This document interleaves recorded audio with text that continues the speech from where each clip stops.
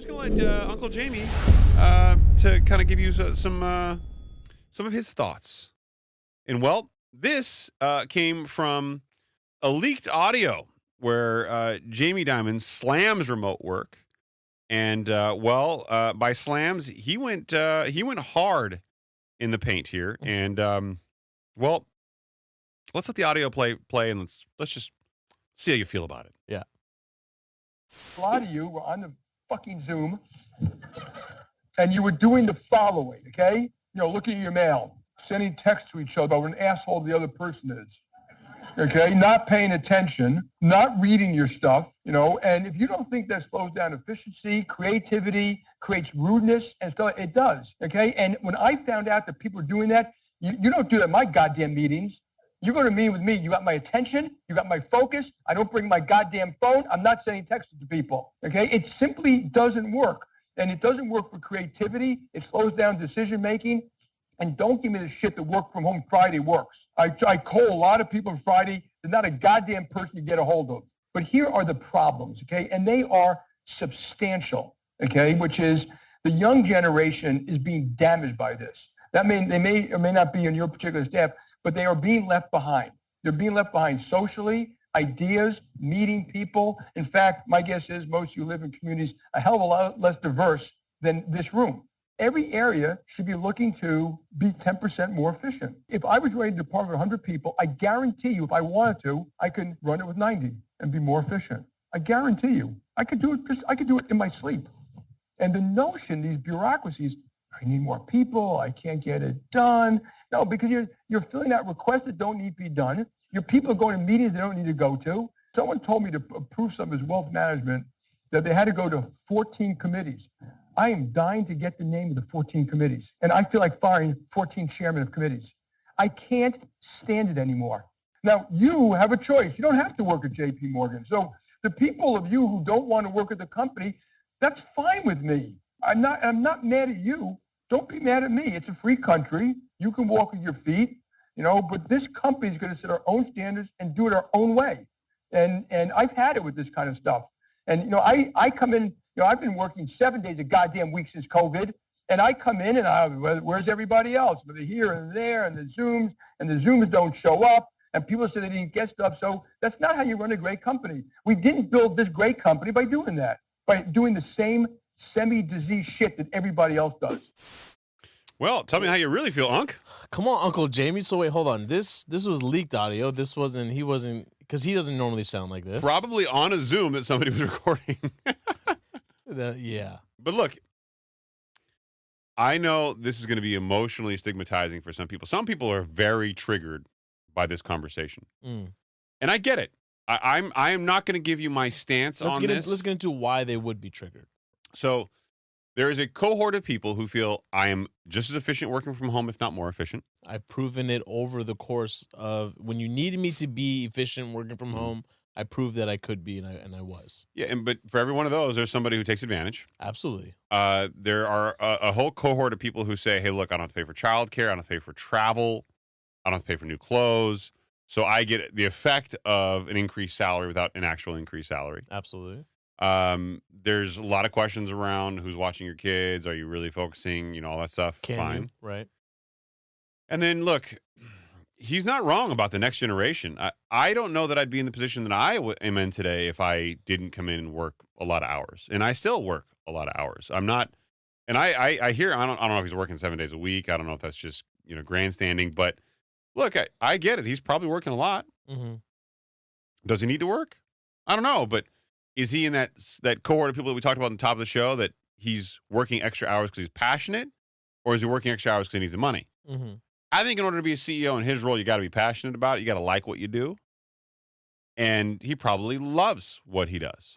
Yeah, he loves that he can make departments more efficient. But he's not wrong that efficiency for corporate America is changing. The landscape is changing. And I don't really disagree with anything that he said. You don't have to work for JPMorgan Chase. Exactly. Right. And I think that's what really stood out there at the end with what he said. Here's my thoughts around it, and I'm thinking this through like on the fly. Okay. I agree with you wholeheartedly. I too would not be where I am at if I wasn't for me coming into the office and staying late in the office. Right. And, collaborating with some of my colleagues and them taking me on and being my mentor, right? And teaching me the way. Yep. Okay. Was I one of those people that was extremely efficient working from home during COVID? Yeah, absolutely. I was. Was I probably working more than I ever was before? Yes, I absolutely was. But I can also see a world where, as you said, like the younger generation is getting hurt by this. Those that need to learn and need the opportunity to be in front of others, right? To learn, to gain that mentorship. And how are you going to ever get yourself in a position to where you can, succeed without given that opportunity working from home? It's never going to happen. Yeah, I don't know how you get those opportunities when you are. I don't know how you stand out other than if you're in a job that's much more quantifiable. But then the other problem with this too is I can see a world 20, 30 years from now where this is the way. Yeah, no, I can too, and I get that I have very mixed emotions. Like I personally think that we need more flexibility in the job environment. I think part of the stigma of returning to office is that we're so rigid on when you've got to be there, when you got to leave, that hybrid like schedules to me make more sense. And I'm not saying I work from home on Fridays. I'm saying you're an adult, do your job, be present for meetings. And when you can't be because you're working from home because you have that flexibility, just do it responsibly. Yeah, exactly. Do it well. I mean, the numbers on this are pretty staggering. So remote work peaked at 60% during the pandemic, which was insane. That's a wild number. Yeah. Has since stabilized at around 28% of all jobs, which is less than I thought, frankly. I thought more, but it's really, how much of this too do you think has to do with Uncle Jamie realizing, like, look, we can't have all these office buildings collapse.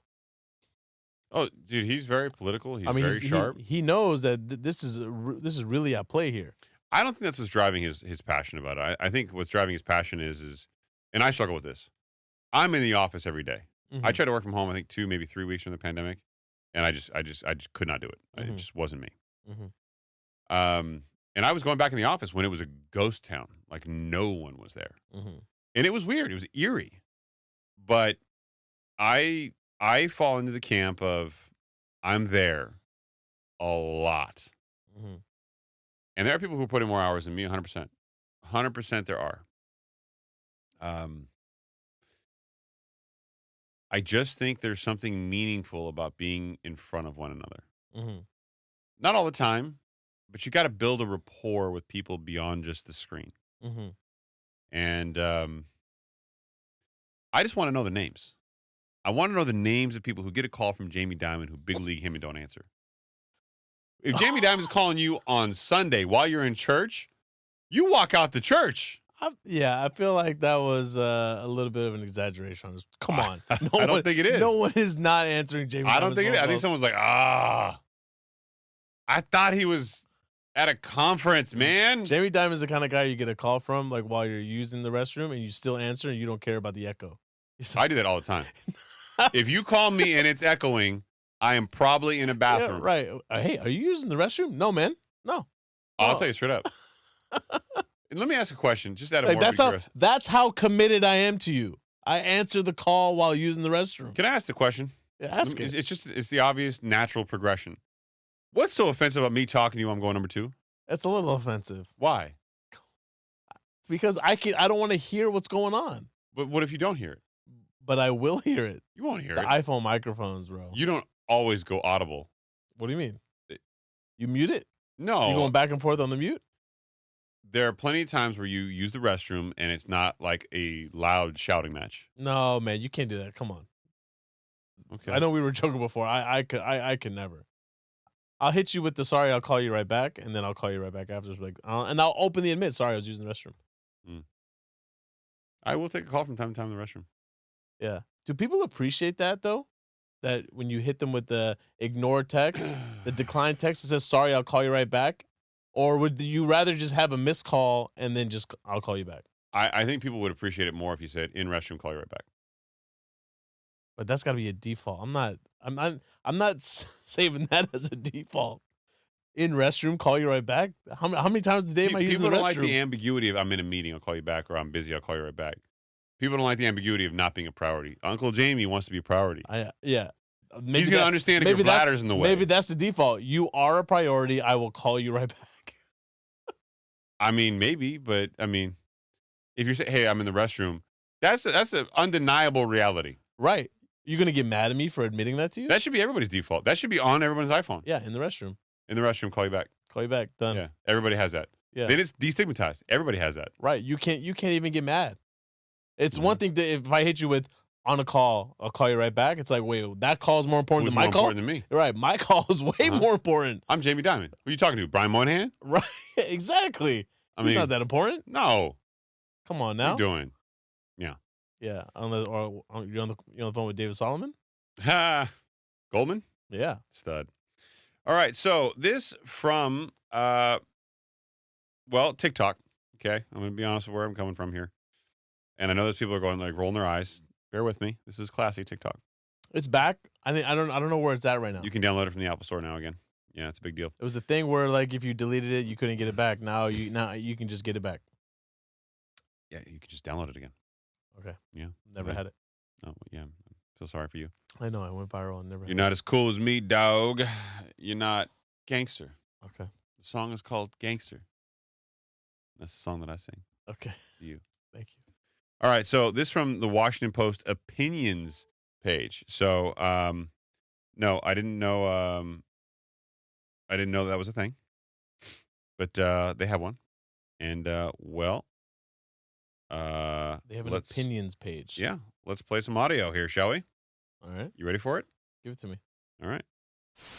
Return to office mandates are effectively a form of a pay cut. Now, why might that be? Economists at Stanford have estimated that workers value the ability to work from home at least part of the time at around 8% of their pay, which for context, for the typical worker, that's about $5,000. A number of companies have recently announced return to office mandates. And one way to interpret all of this is that it's effectively a backdoor layoff. The companies themselves, for the most part, deny this. They say this is not about reducing headcount. This is about productivity, mentoring workers, or improving a corporate culture, all of that. But there's reason to think that even if that's not their stated goal, it will be an effect. And in fact, the Department of Government Efficiency explicitly said that their goal in requiring federal workers to come to the office full time is that there will be a wave of voluntary terminations. Now, the question is, will the right people leave? The evidence suggests that it's more likely to be women, it's more likely to be senior workers, and it's more likely to be your most skilled workers who depart in the wake of a return to office mandate. So workers are still fighting back, obviously, but the labor market has softened a lot. Unemployment has gone up, hiring has slowed quite a bit. Now, employers feel emboldened to be able to effectively cut workers' compensation by calling them back to the office. So they're willing to part ways with some of their most skilled workers? I mean, that's some of the people, that's for sure. But it's not all of them, certainly. Right. I mean, we've covered this on the show before, too. Like, especially back with all the tech layoffs.